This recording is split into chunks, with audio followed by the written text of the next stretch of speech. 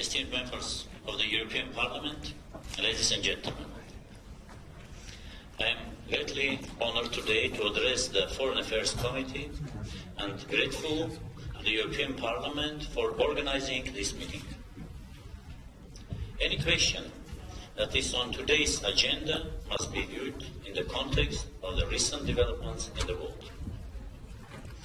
What force is driving the current turbulence, crisis and conflict in the Middle East and North Africa?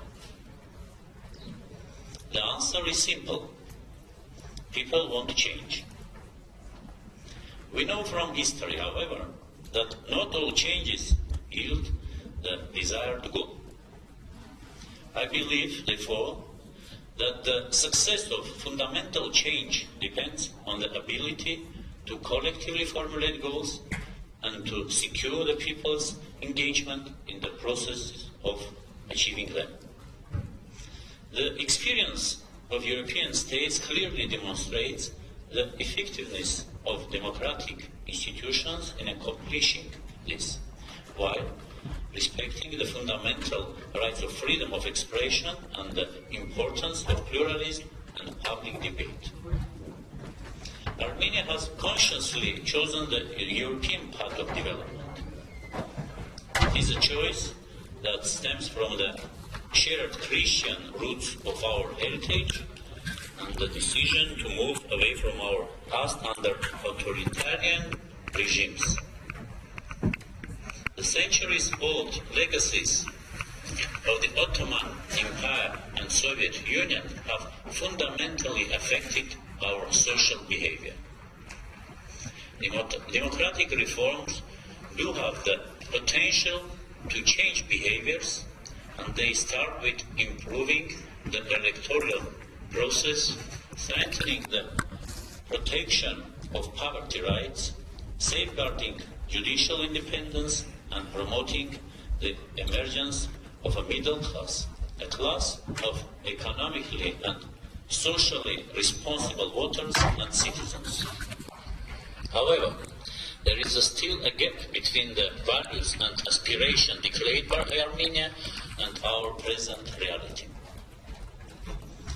In today's world, change happens more quickly than ever.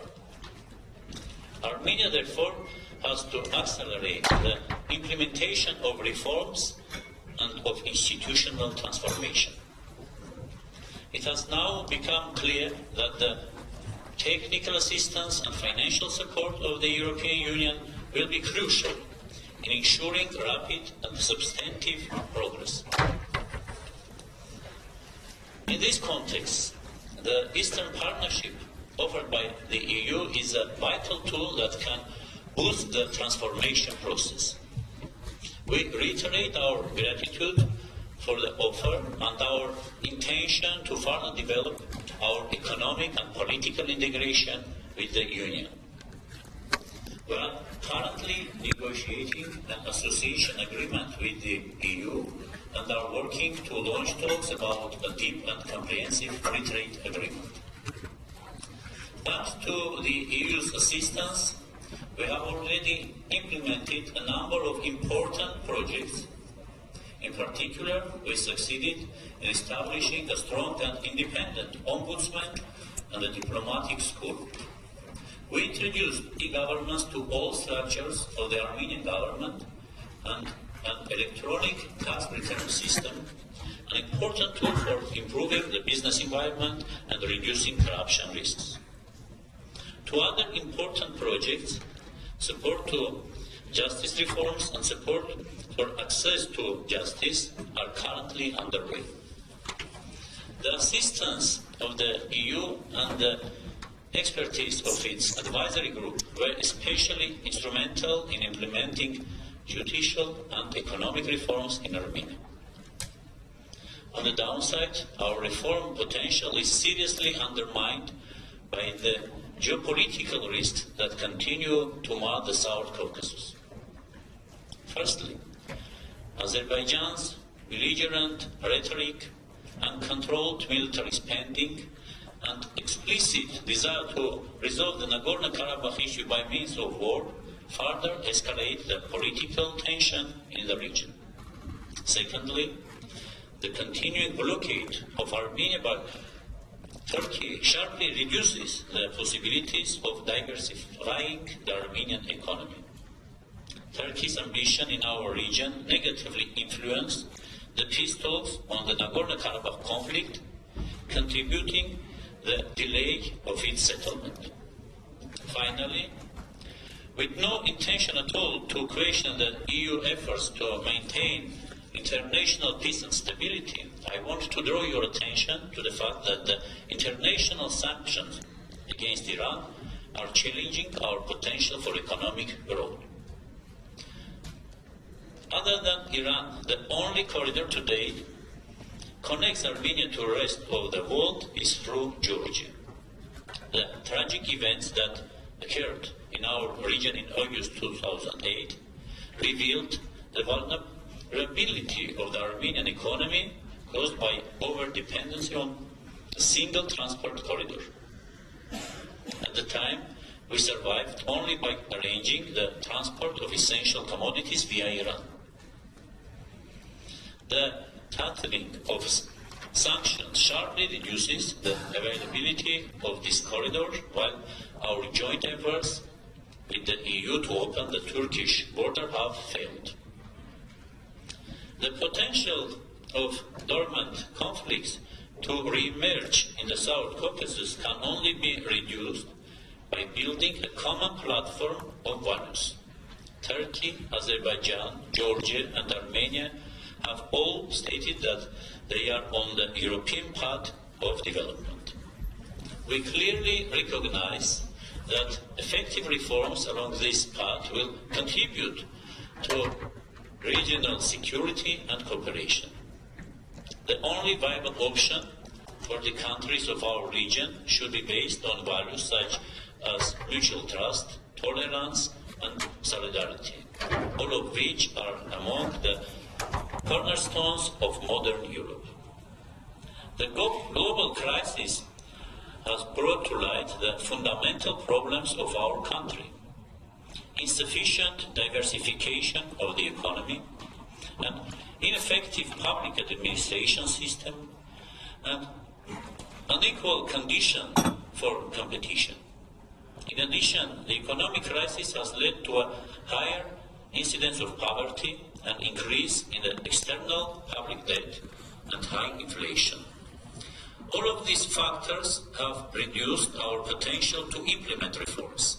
However, the European Union has provided considerable support in overcoming the aftermath of the global financial crisis. Dear colleagues, I would now like to present our institutional reform agenda in a few short points. Strengthening democratic institutions is at the top of our agenda. The existence of strong democratic institutions, an active civil society, freedom of expression, and fair representation are vital in maintaining political stability. And an independent judiciary can safeguard democratic rights and freedoms and promote entrepreneurship. Education sector reform is the most effective way to increase our intellectual potential and to accelerate change in the social behavior. A modern society cannot be built without modern universities. A level playing field is a must for a functioning market economy.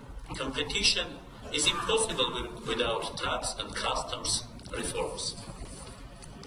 Corruption and ineffective public administration are serious barriers to the implementation of reforms. For this reason, we have adopted an anti-corruption program and are in the process of developing legislation on the disclosure of conflicts of interest. A reliable social welfare program should generate adequate healthcare, a sound pension system, and help reduce poverty and unemployment. We clearly understand that delays in the implementation of reforms undermine confidence in our government. We can only boost confidence by taking effective measures in this respect. I am certain that the EU's support will be essential for Armenia to take bold steps in this direction. It will enable us, among other things, to manage risks and ensure macroeconomic stability. To summarize, dear colleagues, our current situation clearly requires significant changes and bold initiatives. The European Union has an important role in sustaining peace and stability in South Caucasus by means of more active engagement in the region through stimulating and supporting reforms. Armenia needs the financial and intellectual support of the donor community to fill the existing gap between our reform potential and our declared values. With the leadership of President Serge Sargsyan, Armenia has the political will to speed up the reform process. Hence, we remain committed to further active and fruitful engagement with the European Union. Thank you very much for your attention.